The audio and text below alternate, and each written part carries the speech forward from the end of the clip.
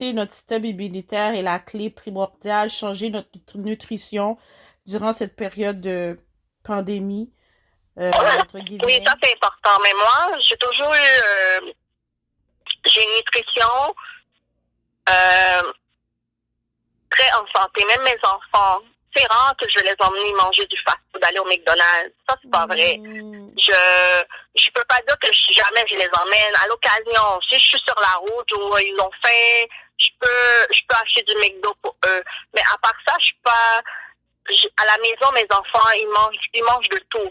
Ils mangent de la nourriture que moi que je fais. Ces enfants-là ne mangent pas à l'extérieur. Si je fais du riz, ils vont le manger. Si je fais du maïs, ils vont le manger. Un bouillon, ils vont le manger. C'est la nutrition, c'est très important. Euh, J'essaye d'être le plus, pendant que je suis malade, c'est ça que je suis pas active, mais je prends des marges. J'essaye de prendre des marges. Là, des fois, je vais dans la cour pour prendre de l'air, mais l'exercice aussi, c'est important. Moi, je trouve tout ça, c'est pour booster notre système immunitaire. Parce que là, c'est pas fini, hein, parce qu'ils disent qu'il va y avoir une deuxième vague au mois de septembre quand ça va arriver la saison de la grippe. Mais pendant ce temps-là, il faut vraiment que les gens boostent leur système immunitaire, changer leur nutrition, le calcium. Mes enfants, à tous les matins, je leur donne du calcium avec de l'oméga 3. Je sais pas si ça aide, mais je peux te dire, je peux te dire si je peux compter sur le nombre de mes droits. Mes enfants n'ont jamais eu le vaccin. Je vaccine pas mes enfants. Mais Bon, that's on a good. des saines habitudes. Je leur donne du calcium, puis ils prennent beaucoup d'aliments à base de calcium, genre des fruits, des légumes verts. C'est pour booster. Et mes enfants, mes deux, je pense que mes deux enfants sont anémiques. C'est que c'est comme, il faut, ça aussi, ça peut être un facteur aussi. Hmm.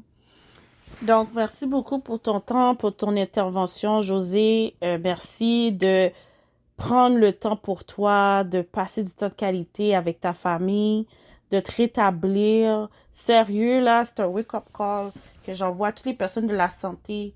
Oui, c'est correct, vous aimez votre domaine, vous voulez aider les gens, mais il faut pas s'oublier. Puis même en n'étant pas dans le milieu de la santé, quand on est des personnes qui aiment aider, puis être là pour tout le monde, on s'oublie souvent.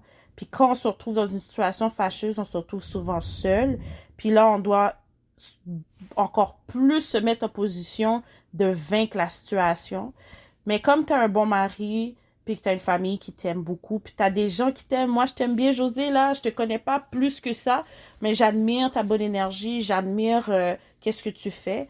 Puis tu sais, comme on a besoin de toi, comme plein d'autres infirmiers, personnes du milieu de la santé, on a besoin de vous, mais mettez pas trop votre carrière de l'avant, surtout si vous avez une famille. Parce qu'une famille, là, ils ont besoin de vous, là. Oui, T'sais, présentement, toutes les familles ont besoin de chacun et chacune. Donc, c'est pas le temps de se mettre de l'avant juste pour des pièces. Comme au niveau salarial, il y a des injustices qu'on voit qui se passent actuellement. Quelqu'un qui n'a pas d'expérience va être mieux payé que quelqu'un qui a travaillé pendant plusieurs années. Donc, je trouve que ça serait très bon de commencer à voir à quel point que le pouvoir du retrait des professionnels de la santé a fait réaliser à Legault que hey, ça marche plus, là. Fait que là, c'est oui, plus les employés, le problème, c'est vraiment l'État. Puis je trouve qu'à cause qu'il y a trop d'immigrants en tant que préposés puis qui travaillent dans les secteurs de santé, je pense que ça montre encore où le racisme et l'état de guerre des ancêtres auparavant, ils étaient toujours en première ligne. Moi, personnellement, je suggérais, si toi, exemple, tu as des filles, moi, je trouve que ça aurait été bon que si tes filles travailleraient dans le domaine de la santé, ça serait pas d'être infirmier. Ça serait dans d'autres domaines. On a besoin d'un peu plus de microbiologistes. On a besoin un peu plus d'inhalothérapeutes. Comme je trouve, laisser le soin infirmier oui, t'as à effectivement d'autres raison, c'est places, vrai. d'autres personnes. D'être diversifié dans le domaine. C'est ça, parce que je trouve que par manque d'histoire aussi, tout le monde veut devenir infirmier, tout le monde veut Moi, devenir ça m'a fait avocat, plaisir. comptable, parce que c'est ça qu'on nous dit. Mais il y a une faute derrière ça, il y a une histoire derrière ça. Puis le fait qu'on n'a pas d'histoire Oui, qui nous effectivement. explique pourquoi qu'il y a autant de Noirs qui sont dans le domaine de la santé. Mais avant, on t'est posé en tant que Noir d'être dans les soins. Avant même que ce soit dans les soins, tu étais pris en laboratoire pour faire des tests. Donc, moi, qu'est-ce que je déplore, puis je passe un message général parce que je l'ai remarqué dans certains secteurs, les Noirs doivent commencer à réveiller parce que dans tous les magasins, je vois, c'est toujours des Noirs et des Maghrébins qui sont mis à l'avant dans les caisses, à risque, et que je remarque que des Blancs, tu sais, je veux pas être raciste, mais je mets une réalité. Les Blancs mettent des masques, ils mettent l'affaire en plastique devant eux, la visière, ils mettent le masque, ils ont des gants, mais les employés sous le plancher que je vois qui sont maghrébins ou noirs n'ont aucunement de masque ou de visière. Il faut que ça cesse, ça.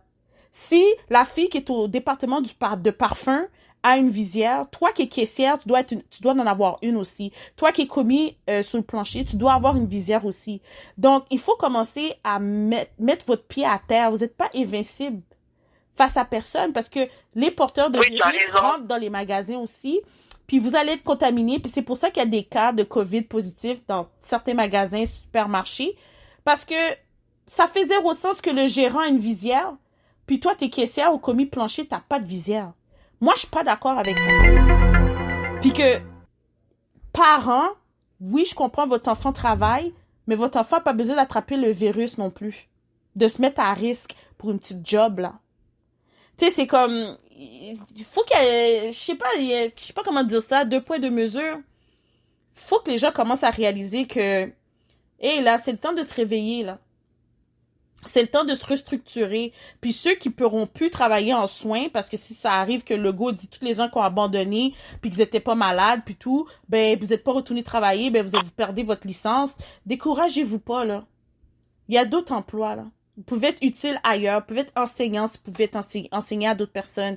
Tu sais, je trouve que vous avez beaucoup de pouvoir et de connaissances qui pourraient aider plusieurs communautés au lieu d'être dans des résidences. Parce que moi, je veux pas vous cacher pour clôturer quelque chose. Ça coupe. Oh oui, ça se peut. Pour clôturer en tant que tel l'épisode, je voulais juste dire que il y a rien pour rien dans le système. On a parlé beaucoup de racisme systémique, c'est là. Dans le domaine de la santé, je le constate. Je suis pas dans le milieu, mais je le vois. Je le constate. Que tu sois en clinique, que tu sois dans les hôpitaux, les résidences, je le vois. Souvent, les immigrants, c'est eux qui ont les pires horaires de soir et de nuit. De jour, là, c'est très tough pour tout dépendant dans quelle résidence que tu travailles pour l'avoir. Puis des fois, t'es moins payé. Tu sais, c'est comme... Après, tu constates... C'est vrai, on est sous-payé. Mais c'est ça. Fait que est-ce que ça vaut la peine? Ça vaut pas la peine. Il y a d'autres emplois qui vont pouvoir vous aider. Bon, en tout cas, ça, c'est l'opinion que j'avais à partager avec vous, parce que je trouve que c'est très, très important que on en parle. Puis, en tout cas, je remercie beaucoup pour ton temps. Oui, qu'on en parle. Mais tout ce que je peux te dire, c'est que les gens qui le font, c'est parce qu'ils le font avec le cœur. Ouais. C'est vrai, on est sous-payé, mais comme je te dis, il faut vraiment aimer ce que tu fais pour pouvoir endurer tout ça. Je connais beaucoup d'infirmières qui ont quitté, ils ont abandonné, ils ont retroussé leurs manches. Et dernièrement, je lisais je suis dans un groupe où il y a des infirmières. Il y en a qui ont décidé de retrousser leurs manches puis de partir parce que beaucoup quittent le public pour aller au privé. Je connais pas la différence, mais beaucoup, ils disent que le privé c'est mieux. Je sais pas s'ils sont mieux payés, mais si le gouvernement fait pas quelque chose, on risque de perdre beaucoup de personnel en ministre de la Santé publique. Et les personnes âgées, message à tous. Écoutez, c'est pas le temps de les amener dans des résidences. Oui, je sais qu'il y a des cas qui sont difficiles, mais gardez vos grands mounes à la maison. Gardez-les, ils ont besoin de vous. C'est une richesse, vous comprenez pas, c'est une richesse avoir des personnes âgées. Personnellement, moi, si j'aurais encore mes grands-parents là, waouh, vous savez pas comment aujourd'hui, peut-être ma vie serait totalement différente. Je trouve que ceux qui ont l'opportunité d'avoir ces gens-là encore aujourd'hui, réfléchissez bien. Les résidences, là, c'est pas la place pour eux, je trouve, personnellement. Plus qu'on peut les garder à la maison, plus de temps qu'on peut les garder. Moi, je conseille aux gens de le garder. Moi, j'ai gardé ma grand-mère, elle a vécu avec nous. Par moment, elle a voulu aller dans un centre, mais finalement, elle s'est rétractée. Mais plus qu'on a la chance, et on a la chance, il y a plusieurs programmes gouvernementaux. Il faut juste savoir, être au courant. Puis, ils peuvent t'aider. Ton CLSC peuvent te conseiller. C'est vraiment savoir c'est quoi la marche à suivre. Mais je comprends qu'il y a des cas plus lourds que d'autres. C'est correct. Mais si on peut les garder le plus longtemps possible, oui, je le conseille. Donc, vous avez bien entendu, Josée, elle est atteinte de la COVID, a été testée positive une deuxième fois et elle est présentement, je doute bien, en arrêt de travail pour rétablissement. Donc, merci beaucoup pour ton temps. Bon courage, bon rétablissement. Pense à ta famille avant tout. Le travail passera deuxième, ma belle. On a besoin de toi. Puis toutes les personnes de la santé, vous êtes nos héros. Vous faites un travail qui est le travail de Dieu. On va être honnête. D'aider votre prochain, aimer votre prochain. Donc, vous êtes des héros actuellement. J'ai rien d'autre à dire. Donc, gardez courage et puis je vous envoie des ondes positives. Ça va bien aller comme ils disent, mais ça va pas bien aller pour certains. Donc, sur ce, merci encore, Josée. Puis, j'apprécie ta période que tu as consacrée, malgré que tu dois pas trop parler là durant la COVID, c'est ça qu'on m'a dit. Il faut boire beaucoup d'eau puis se reposer. Donc, repose-toi bien, ma belle. Alors, merci à toi. Merci.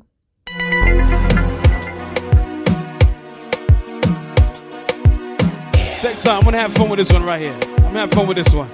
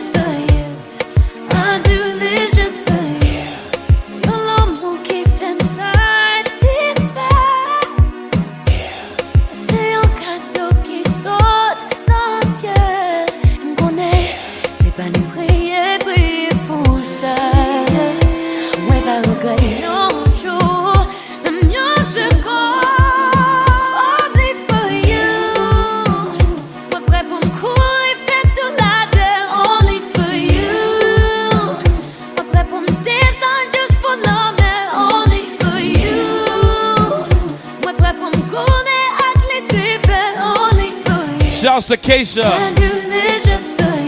Keisha, my brother, what's up?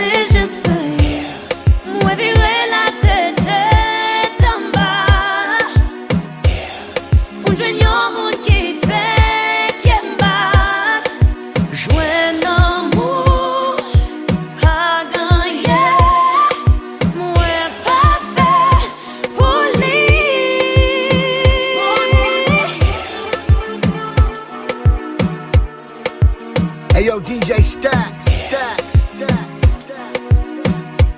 So if you look in the chat right now, you see the super Zouk megastar. His name is Keisha. Keisha, welcome to the pop-up party. My brother, it's been a long time. So I'm gonna do it like this. Hey yo, DJ Stacks.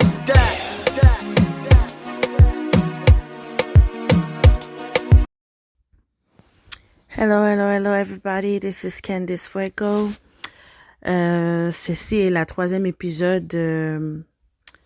partie de mon épisode de l'entrevue avec Josée, qui est infirmière auxiliaire atteinte de la COVID, qui a été testée 2 fois positif.